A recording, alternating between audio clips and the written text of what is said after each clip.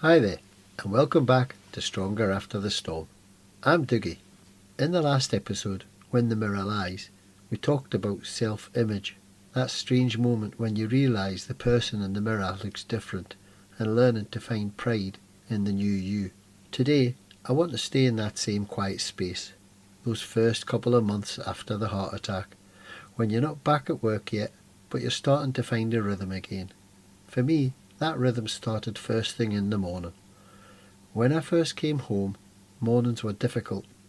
I'd wake up and for a second forget what had happened to me, what I'd been through.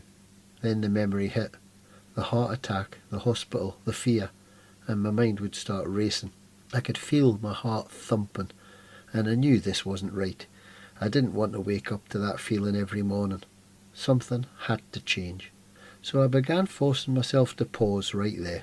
Before my feet even touched the floor, I'd whisper a simple thank you. Thank you that I woke up. Thank you that my heart was still beating, not thumping. It wasn't a ritual. Again, it was survival.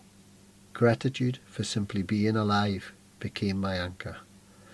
Then, after I was up, came the small comforts, the smell of coffee, the warmth of the mug in my hands, and a few minutes just breathing, looking out the window, letting the morning light do its quiet work.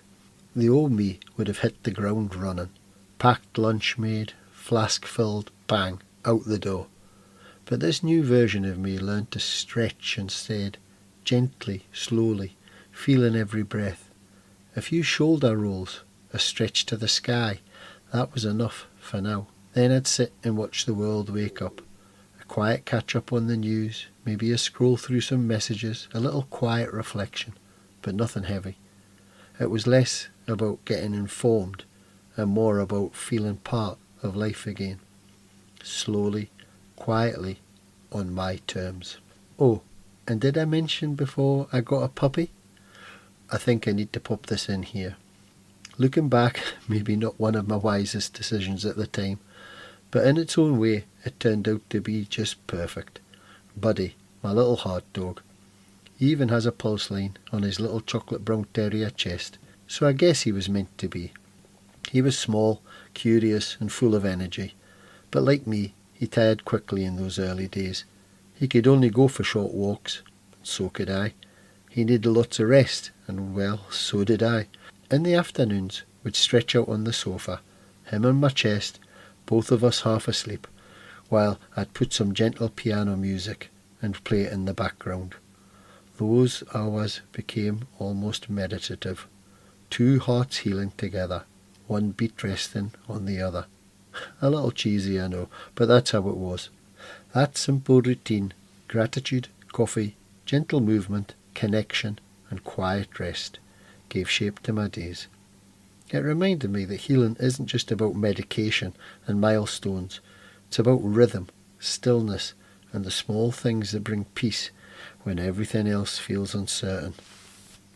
Those mornings didn't fix everything, but they gave me the calm I'd later need when the next wave hit.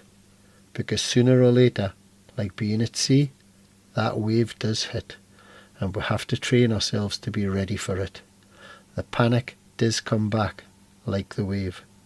Next time, we'll talk about that, when the panic returns, why setbacks happen, and what helped me find peace without pretending everything was fine.